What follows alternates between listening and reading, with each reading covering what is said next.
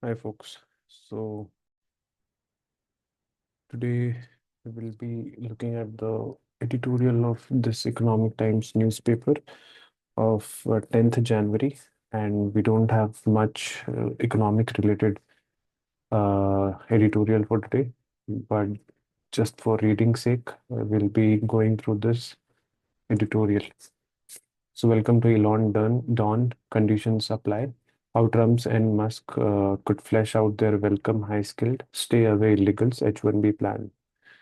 So it says, with days left for his inauguration, Donald Trump's MAGA plan faces controversy. The appointment of Indian origin entrepreneur Sri Krishnan as senior policy advisor for AI polarized Trump supporters, especially after his ex post advocated the removal of country caps on green cards to unlock skilled immigration. About 1.4 lakh employment based green cards are issued annually, with no single country allowed more than 7%. This policy disproportionately affects the large Indian diaspora in the US, who are the largest cohort of H-1B visas. So, in his last days, which is left for inauguration of Donald Trump becoming the president, the appointment of Indian origin entrepreneur Sriram Kishan as the senior policy advisor for AI has uh, enabled or has advocated the removal of country caps on green card to unlock skilled immigration.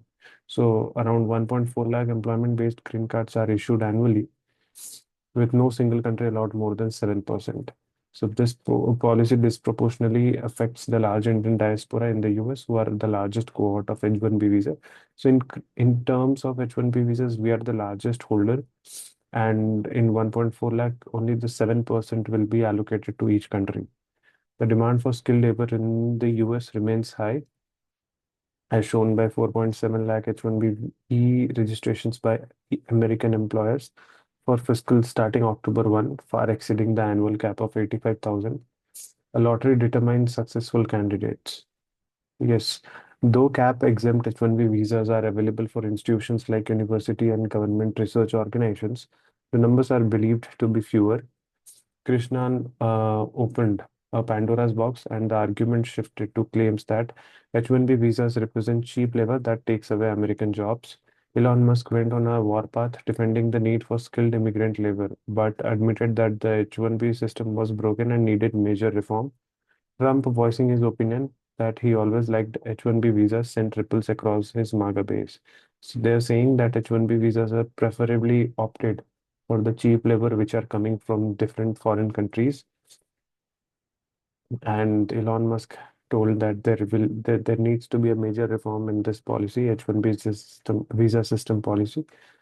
Trump, on his opinion, he told that he likes whatever the H-1B visas currently is, the policy currently is, and this is sending ripples around the MAGA base.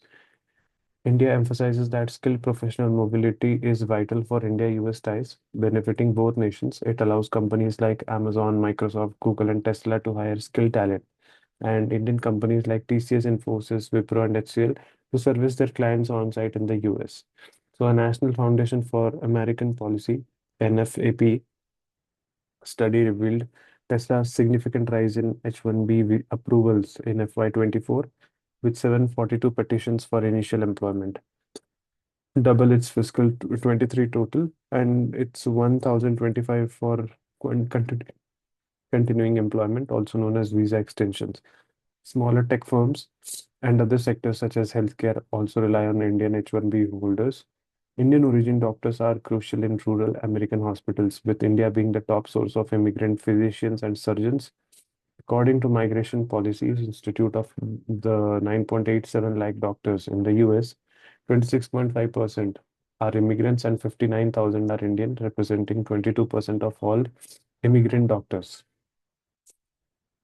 So this paragraph particularly enumerates how much uh, craze of getting the H-1B visa is from India, and these are the numbers which highlights like in the major positions of healthcare sector or any kind of tertiary sector, um, major employment is from the Indian H-1B holders. So Indians are major H-1B beneficiaries. In financial year 23, they accounted for 68,825 of initial employment visas and 2.1 lakh of extensions, far outpacing China, the second largest source, with significantly lower allotments of 16,000 and 29,250 respectively. So during Trump's first term, his administration targeted the H-1B program, proposing policies to hike wages by 40 to 100% and restrict eligibility, particularly for client placements. A lawsuit by the US Chamber of Commerce, Stanford University, and others led to a December 1 court ruling striking down these rules for violating the Administrative Procedure Act by skipping public notice and comment requirements. So, in its final days, Trump 1.0 issued the H-1B selection final rule on January 8, prioritizing visa selection based on wages. However, on September 15, a court vacated the rule, citing the acting Secretary of Department of Homeland Security's appointment was not valid, which vitiated this rule issued by DHS. The rule was later officially withdrawn and never impacted the spring H-1B visa cap lottery process. It says like in the final days, Trump 1.0. So when he was the president before, he had ruled or he had issued this H-1B selection final rule based on wages system. Now, later on, this was vacated by the court and it told that it is not valid, which is violating the rule issued by the DHS. And this rule was officially withdrawn after that. So the rules introduced by the Trump administration earlier were set aside on administrative grounds, but would bringing back these rules fix the broken H-1B visa system? No. The incoming Trump administration needs to look at three distinct scenarios. US qualified freshers, if wage prioritization is done without due care, it could cut off the talent pipeline as new graduates post their optional practical training would not be eligible for an H-1B. During his election campaign, Trump proposed stapling a green card to international students. Students qualifying in specified targeted fields could be bestowed this benefit, saving them from the vagaries of H-1B lottery. Canada, for instance, provide additional points to international students seeking permanent residency, which is a point-based mechanism. So here there is comparison between US and the Canada. US tells that the qualified freshers, if the wage prioritization is done, it could cut off the talent pipeline. So there will be a new, uh, there will be a pool of graduates which will not be able to take out the benefit of H-1B.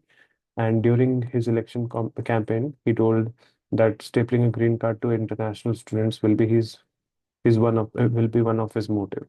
Students qualifying in specific targeted fields could be bestowed this benefit, and it can save also from H-1B lottery. Canada, for instance, it gives in points to international students who are seeking permanent residency. H-1Bs bogged down in the green card queue. Krishnan rightly pointed out the demerits of a country cap for green cards. A quick fix would be advancing the dates in the visa bulletin to clear the backlogs that skilled Indians are reeling under. So revamping the existing lottery mechanism. Under the lottery mechanism, an individual with a 2-year experience competes with a more senior person who would better serve America's economy. If the aim is to attract the best and the brightest, a queue can be taken from other countries. So in December 24, Australia introduced a new regime for temporary workers. The skills in demand visa contains three streams: specialist skills pathway for high earning uh, specialized workforce, core skills pathway bulk of immigrant workers falling under this category and are covered by an occupation list, essential skills pathway for critical lower paid roles like caregivers for the aged and the disabled. So in December 2024, Australia introduced all these new regime for the temporary workers, and they included all these three main streams. Each stream has a minimum wage prescribed, and the categorization is aimed at meeting labor market needs. Then there is Canada Global Talent Stream, which enables innovative tech companies working on cutting edge technology to have onboard skilled immigrants in just 2 weeks. So, how Trump and Musk flesh out their welcome, high skilled, high income immigrants stay away legals will be interesting, as will be how megafiles will take to such a double track plan. That is it.